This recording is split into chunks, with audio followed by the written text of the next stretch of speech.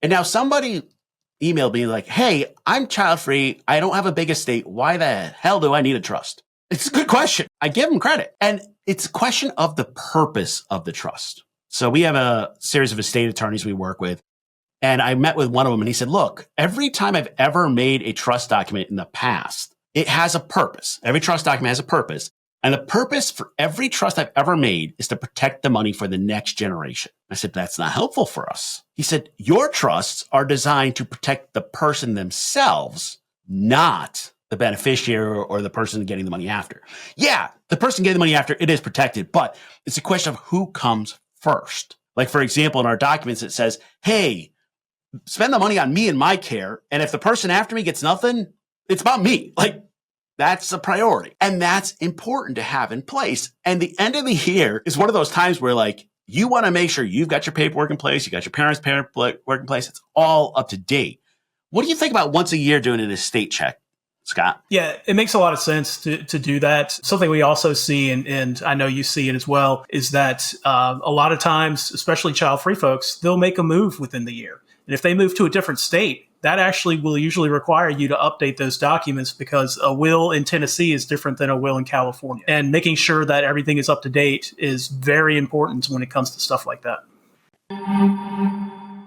Welcome to the Child-Free Wealth Podcast, hosted by Bree and Dr. J, Certified Financial Planner. Here we discuss life and finances as it relates to being child-free. This podcast is for educational and entertainment purposes only. Please consult your advisor before implementing any ideas heard on this podcast. Hey, Child Free Wealth listeners, it is that time of year again. It is the end of the year. I don't know about you, but this year has been a long one for me, and that's 2025 at least.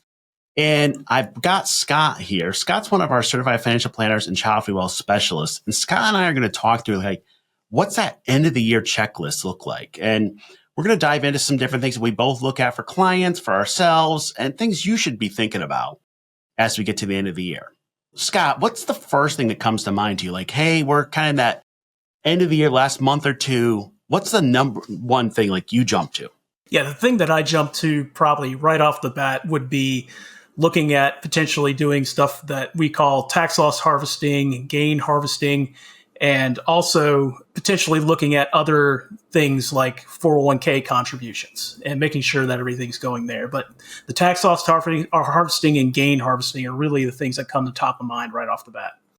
Yeah, and we're going to pull that apart because it's like 4 different tax things you just threw in there. So, like, yeah, no. We got to, like, you went down the deep end to go for it.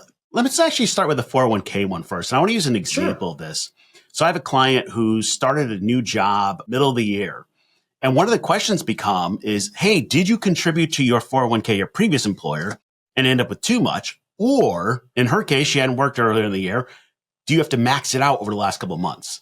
And I've had a few clients do this because what happens is, like, there's a limit, and we'll go over the limits in just a second. But if you don't make that contribution by the end of the year, it's gone. Is that kind of what you're thinking about? That's 100% correct. Yes. So talk through the limits for 2025. The limits for 2025 are $23,500 for 401ks, 403bs, 457s, and the like. And that's for people that are under age 50. If you're over age 50, there is a catch-up contribution provision that allows you to contribute another $7,500 toward your 401k or 403b. And even on top of that, for clients that are age 60 to 63, there's sort of a surcharge provision that's sort of added where potentially instead of $7,500, they could put in another $11,250 on top of the $23,500, but only between those ages of 60 and 63. Yeah, and now it's kind of a weird, this little cutout in the middle where you can put in extra. Now, is that kind of, was my birthday this year, or like I'm halfway through? How does that impact it? It's basically if your birthday falls within the year, that's 60 to 63. So if you are between 60 and 63, you could do that basically additional $11,250. Same thing if you turn 50, again, you have the $7,500 that you can add additionally. As long as you turn 50 within the tax year, you can make contributions for that additional $7,500 throughout the year. Yeah, and just a technicality on this. If you're listening to this now in 2025, those are all the rules. They change in 2026. Yes. And I say like this is like one of those that's changing day to day, it feels like. And 2026 is when we're going to start seeing the catch up having to be Roth instead of traditional. It's one of those little kind of quirks that you've got to be aware of. Yeah, that's correct. All right, Scott, take me through tax loss harvesting, tax gain harvesting, there's a lot of things in there. And by the way, if y'all haven't caught up yet, I'm going to keep asking Scott a whole bunch of questions because this tax stuff can be confusing. It's also a great place to work with either a certified financial planner or a CPA to work through your tax plan. So Scott, talk about tax loss harvesting gain. Yeah. Tax loss harvesting is really the idea of if you have losses that are embedded within, say, your brokerage account, you can use those to offset any gains that have occurred throughout the year if you take distributions. So if you take a distribution from your brokerage account and you have, say, a $10,000 gain, but you also have a asset within your brokerage account that has a $3,000 loss, you can offset that part of that $10,000 gain with the $3,000 loss. So your ultimate gain in that circumstance would only be $7,000. The key with any of this is, these are all things that you would be potentially talking again with your CFP about, but we would also want to circle in a CPA to make sure that it makes sense to take that gain or loss this year. It may be something where based on your income this year, it may make more sense to wait till next year to take those gains or losses. But that's one of those things that when you're working with a CFP, usually they will coordinate with your CPA in order to help you manage those items and make sure that we're doing the right thing at the right time. And just a technicality, we're talking about using a tax professional. If you're doing tax loss harvesting, gain harvesting, we're doing anything fancy with your taxes more than just like you got a W-2 and you're just submitting it, you really want to work with a professional. Like I've spent so much time every year trying to quote unquote fix things that, TurboTax, others, those work great. If all you got is like a W-2 income, you throw it in, you're done.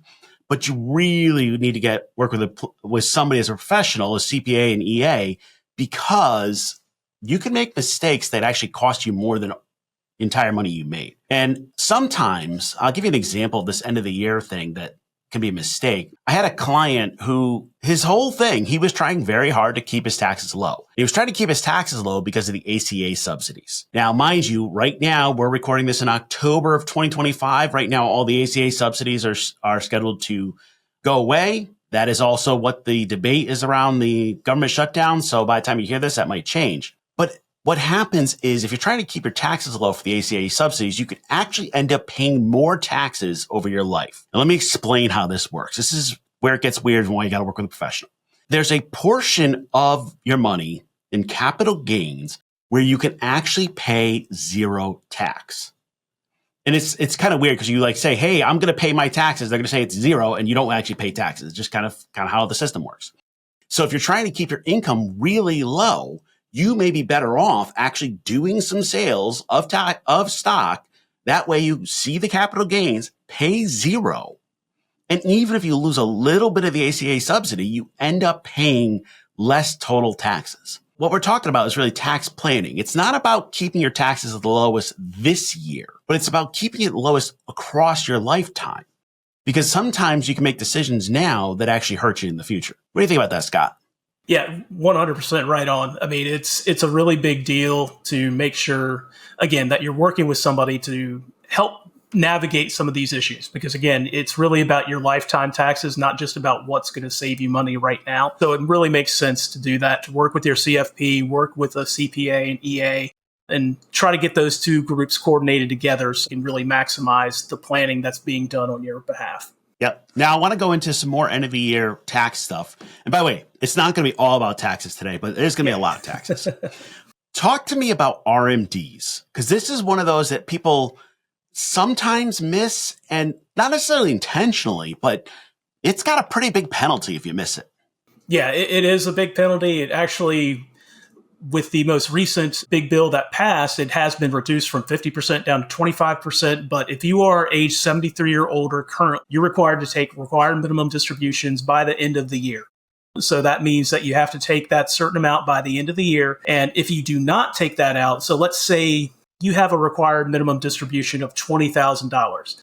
If you don't take that this year, you're going to be penalized 25% of that amount. So in that example, you're going to be penalized, what's that, $4,000 that you're going to have to pay in penalties that would end up needing to be, it would be $5,000 that you would end up needing to pay in penalties on that 20,000 missed RMD. That potentially could be reduced if you correct it quickly.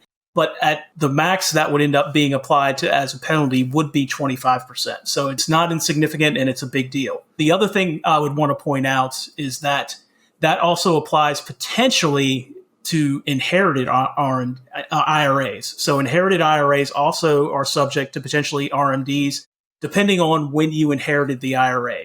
Prior to 2020, it follows a little bit different rules, but since 2020, if a person passed away in 2020 or later, they're now potentially going to be required to take RMDs. And there's some small differences between somebody that's a qualified person and then somebody that is like a son or a daughter of the person that passed away. But if a spouse has a little bit different rules than, say, the son or the daughter does. But those are all things that potentially would be an issue for those clients. Yeah. And by the way, if you inherited an IRA, you need to work with a professional to figure that out. There's this chart, and I swear this chart gives me nightmares because it's like this weird thing of qualified, unqualified, how many people, what type, and how many years, and this. And it's like, oh, I got to follow this through to figure out which one this is, what year it was there, whether or not your family member that it came in from was getting the RMDs or not. Like, there's this weird thing. And every time I have to like pause, overthink this, follow the chart, and then go, okay, here's what it says. And it's one of those things where I don't know how non-professionals are supposed to be able to figure that out. Because you're like, oh, I inherited grandpa's IRA. Great. Well, how does that get treated? It's also different if we're talking about Roth, traditional. Like, it is a bit of a challenge. But if you inherited money anytime recently and you have not been taking RMDs, once again, we got to fix that.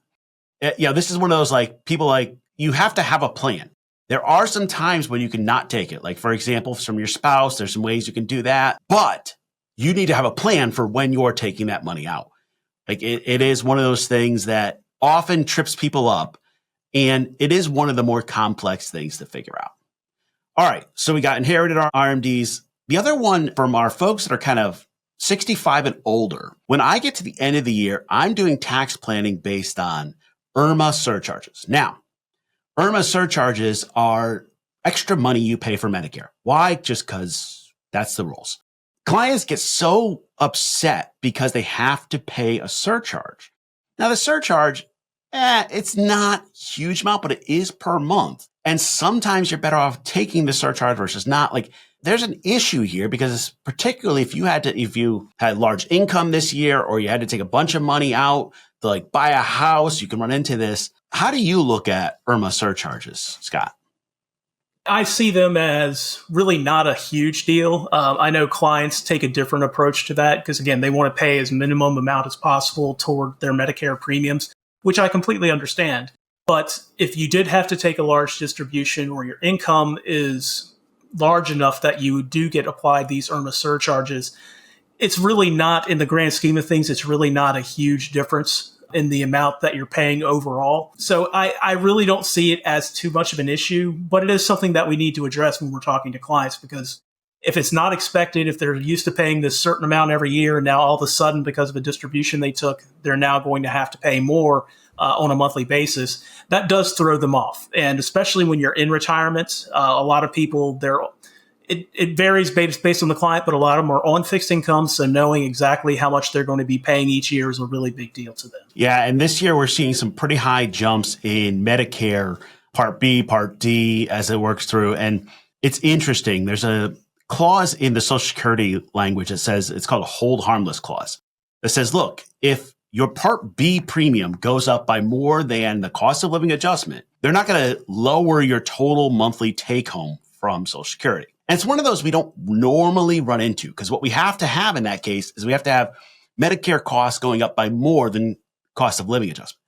We may be close this year. Have you been watching that, Scott? Yeah, I've been watching it. I mean, well, unfortunately, we haven't gotten exact numbers yet and seen exactly what it looks like, and it can vary. So we'll just have to see what happens. It's very much like the potential healthcare costs that are going to be going up this year, either through open enrollment or if you're on the ACA, what the ACA plan prices will be going up to this year. Yeah, I'm looking at it, and if the rules on the ACA plan are not changed, so if that subsidy goes away, if the rules on Medicaid cuts don't go away, I think we're going to see an even bigger healthcare jump in 2026. You on the same thought process? Yeah, unfortunately, that seems to be the case. Obviously, that's what Congress, again, as of today, Congress is still shut down, or the government's still shut down. They're trying to work through something to help extend some of those ACA subsidies into next year. We'll see what ultimately happens. We don't know as of yet.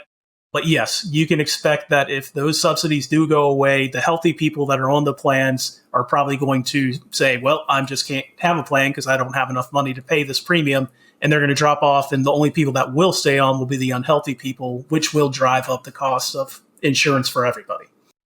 Yeah, the other thing that happens to the cost, and this is one of those particular around kind of Medicaid and some of the other things. If you show up at an ER, you will get treatment. Just kind of the role, kind of how it works. But if you don't have insurance, they'll bill you, but they're never going to get any money. Well, what happens is the hospital then says, well, I got to make the money somewhere. And they raise the rates on everybody. And it's one of those things that we haven't talked about in a few years because of the ACA. But the more uninsured people use the EED, the higher your rates go. It's just how it works. I don't want to get huge political on this, but the way it works is we will pay for that healthcare one way or the other. Just how it works. All right. We didn't talk about IRAs. So for IRAs, I actually like to do the contributions beginning of the next year when I know my actual income. Is that the way you handle it, Scott? Yeah, it certainly can be. Everybody's a little bit different. Some people will do it after they've seen, because you have up till the tax filing deadline in order to make the contribution for the prior year. That's certainly a way you can do it. There are some people that like to just do sort of monthly contributions because that's the way they do it, and that works just as well. But usually it makes a lot of sense to wait till the next year just because you know exactly how much your taxes are going to be, or you should have a very good idea, and then you can plan for that by making the contribution and choosing which way to make the contribution in 2020 or the following year. Right. And remember, with your IRAs, there are limits. So this is that question of, can you make a deductible traditional IRA contribution or Roth? It's all based on your income. If you're over the limits, you can't. Now, a lot of folks go, well, but I can do a backdoor Roth. These drive me crazy because people talk about it in financial shows just like this, but there's too many steps that can go wrong. If you're going to do a backdoor Roth contribution, I don't like you to do it alone. And here's the reason. You need to have an IRA, traditional IRA that has nothing in it. Then you make a contribution. Then you can move it to your Roth, and you have to file an 8606 form with it. All right. There's a bunch of steps in the middle there that people usually miss one or two. Like they're like either they file the 8606 or they have another traditional IRA. And by the way, it's any traditional IRA. It's not like you could just start a new one at Fidelity and like, oh, I've got zero in it. Nope. And once they make a mistake on it, it takes a bit of work to undo that and clean it up. This year, I haven't had as many as last year. Last year, I don't know what it was, but we found quite a few clients that had all these issues with backdoor Roths. And I'm like, all right, we're going to now spend 3 months cleaning this up because that's how it has. That's what it takes essentially. And I tend to say it's not worth the work, even though it's a good financial concept. The amount of tax work, just maybe not. What do you think, Scott? Yeah, it's one of those that can be a tough call. It's sort of the return on hassle quotient for me. It's like, does it make sense to be able to contribute that after tax amount and then do the backdoor Roth for that $7,000 or $8,000 if you're over age 50 that you can put in? It's sort of a tough call there. I would probably tend to say that it's not necessarily worth it if they're even considering a backdoor Roth or can make enough money to consider one. So it's probably not worth it in many circumstances. And one of the other things, and this is to your point of not being or having an IRA that's open, that also includes, because some people will look at it and think, oh, well, this doesn't count. SEP IRA, that's going to count against it. So you can't have a SEP IRA. You can't have a rollover IRA. So if you had an old 401k and rolled it over, it's considered or called a rollover IRA, but that is considered a traditional IRA in the eyes of when they're calculating if there is an IRA that's open.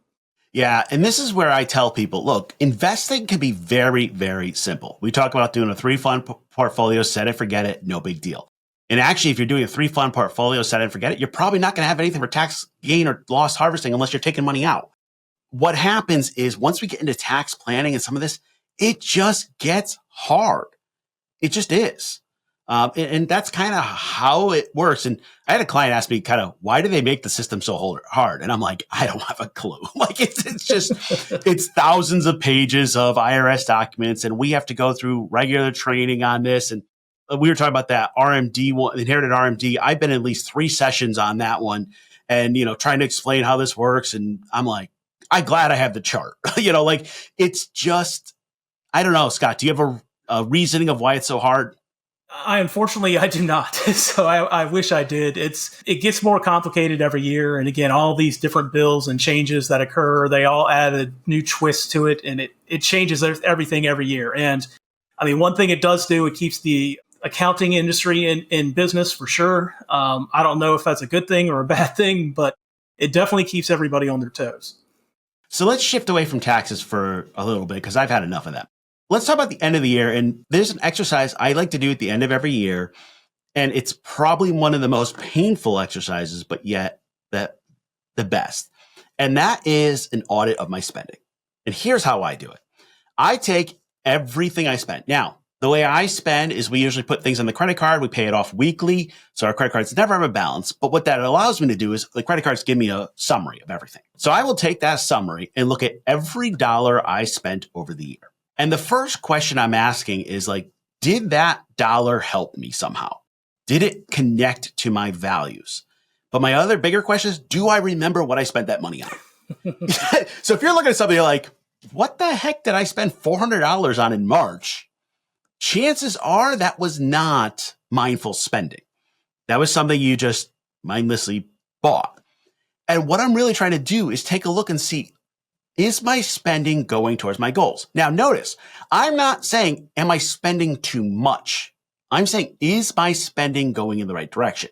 In some cases, it's I need to spend more on something. Like, for example, I've been very mindful over this year to spend a little more on just fun things for me. Yeah, I'm going to a boat show in a couple of weeks and going to go have a good time. And I'm spending more money than I feel comfortable with, but I'm doing that so I can have a little bit of enjoyment. And I know I need to do that.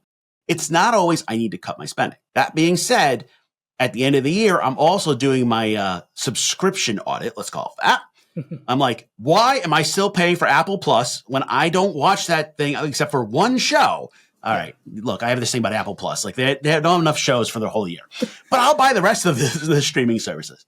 But I'm looking to see, am I spending the right money? Do I have subscriptions that I should cancel?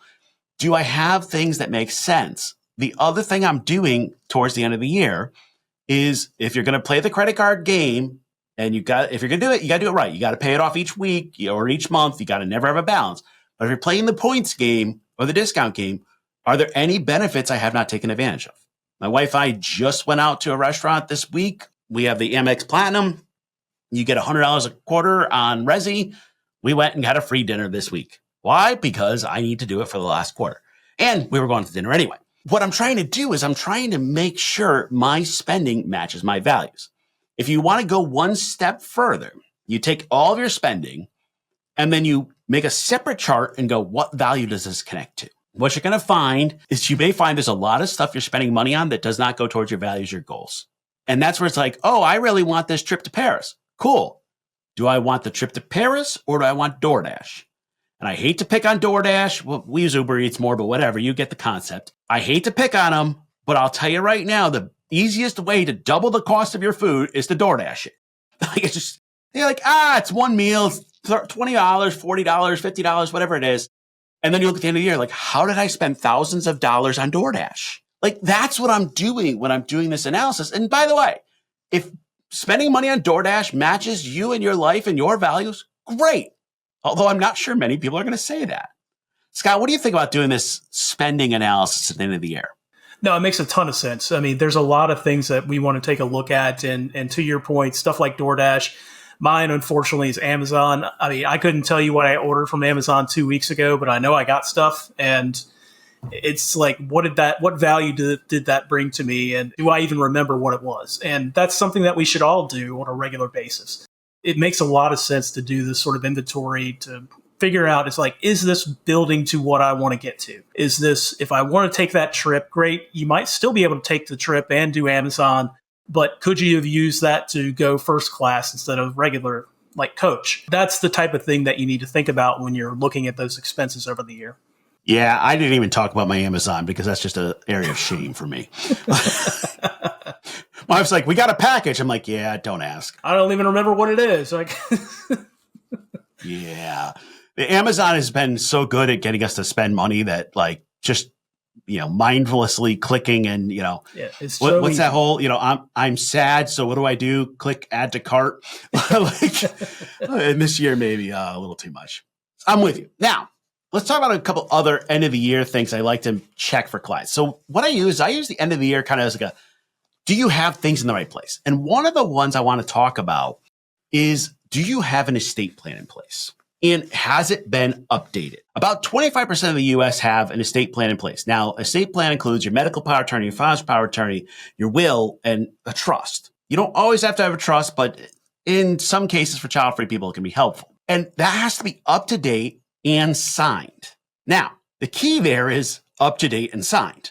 If you've printed it off and put it in a drawer and you've never signed it, it is useless. So the question is, do you have an estate plan in place? And now if you don't, here's a couple things I want you to do. As a child-free person, our estate plans tend to be very simple. You give your money to a couple of your, my nephew's got what's left over and to some charities or whatever. It's not a big deal, but you need to have it in place because if you don't have it in place, you're choosing for the government to make the choice for you. Scott, do you want the government making the choice for you? Heck no. I'm just saying, I don't care your political leanings. Nobody wants the government to do it. So you can actually use services like freewill.com to get it done. And yes, it literally is free. Free Will, what they do is they make money off of charities that are like begging for money. You'll go through their system. They're like, do you have a charity you like? No? Let me recommend one to you. Hey, it works. But you can get the documents done for free. The problem is you need to know who to put down as your executor, medical power of attorney, financial power of attorney, trustee. And that's hard for child-free people. This is the question of who do you want to be your fiduciary? We call it the fiduciary void. So that's that question about like, who's going to make decisions for me as we're older? End of the year is a great time to like think about this. Because if you look at your plan, you're like, hey, I put my mom on there. Well, my mom passed this year, and my mom didn't, but I'm just using an example. I didn't just kill off my mother this week. But like, if your mom passed and she's listed on there, it's not a good choice. I've also had some folks look at it and go, ooh, yeah, I had my friend Jane in there, and Jane and I have not talked this year. So you may need to make the changes. We're launching a service we call Childfree Trust. Childfree Trust is a nationwide solution specifically for child-free or permanently childless folks that fills the fiduciary void. We do what we call life and legacy stewardship. So we fill in that blank, and we are the medical power attorney, financial power attorney, executor, and trustee. We provide the estate planning documents. We also create what we call care documents that tell us how to take care of you over time. That's really important. And all of our documents include a trust. And now somebody emailed me like, hey, I'm child-free. I don't have a big estate. Why the hell do I need a trust? It's a good question. Like, I give them credit. And it's a question of the purpose of the trust. So we have a series of estate attorneys we work with. And I met with one of them and he said, look, every time I've ever made a trust document in the past, it has a purpose. Every trust document has a purpose. And the purpose for every trust I've ever made is to protect the money for the next generation. I said, that's not helpful for us. He said, your trusts are designed to protect the person themselves, not the beneficiary or the person getting the money after. Yeah, the person getting the money after, it is protected, but it's a question of who comes first. Like, for example, in our documents, it says, hey, spend the money on me and my care. And if the person after me gets nothing, it's about me. Like, that's a priority. And that's important to have in place. And the end of the year is one of those times where like, you want to make sure you've got your paperwork in place. You got your parents' paperwork in place. It's all up to date. What do you think about once a year doing an estate check? Scott? Yeah, it makes a lot of sense to do that. Something we also see, and I know you see it as well, is that a lot of times, especially child-free folks, they'll make a move within the year. And if they move to a different state, that actually will usually require you to update those documents because a will in Tennessee is different than a will in California. And making sure that everything is up to date is very important when it comes to stuff like that. Yeah, and in this current political time, it's never been more important. Like, we need to do that. And the other part of this, and this is going to sound bad, but just go with me for a second. We just finished a survey for child-free folks looking at their estate planning. We found that about 75% of child-free people have pets. Not everybody, but a large percentage. The question is, if you get hurt, who lets your dog out or feeds your cat? That's the question. If you're not going to do it for yourself, how about you do it for your pet? And now that sounds ridiculous, but I know that a lot of people listening are like, ooh, I'm more worried about my dog than myself. I mean, I jokingly say that if me and my wife are in a car crash, she's going to be more worried about my dog than me. She says that's not the truth, but I know the truth. Like, and that's part of what we've done with Child Free Trust is part of those care documents is if you go to the hospital, we're acting as your emergency contact. We're acting as your medical power of attorney, financial power of attorney. And we call your pet sitter and say, hey, by the way, you got to let the dog out. It sounds silly, but these are the things that matter. You know, it also includes a pet trust. How do we make sure the pet actually gets the money when you say, hey, here's who gets it? If you don't specify it, you're going to have a problem. And if you don't have a will, medical power of attorney, all that, you're in the hospital, whatever, you're unconscious, you can't respond, you're just not 100% there, and you're in there for a week. What happens to your pets? That's where I start worrying. I mean, Scott, I know you got your cats and, is the pet a big worry for you? Yeah, it is. I mean, we definitely want to make sure that our cat's taken care of if something were to happen. Certainly something that's a concern, especially if something happened to both me and my wife. All right. We gave you a lot of stuff to think about at the end of the year. We'll include a link in the show notes on how to actually download our end of the year checklist. You can go through it. We'll also include a link to Child Free Trust. You can get your estate paperwork in place. If you haven't gotten a Child Free Wealth checkup, we have those also too. So it's a great time at the end of the year to have that checkup with somebody and go, ooh, I want a professional opinion on this.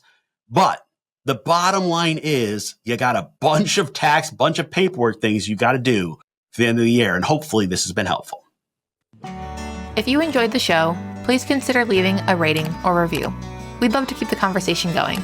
Please let us know your thoughts wherever comments are available or email us at media@childfreewealth.com. To stay up to date, find and follow Child Free Wealth on social media. If you're interested in working with us, learn more by visiting our website, childfreewealth.com. We'll see you next time.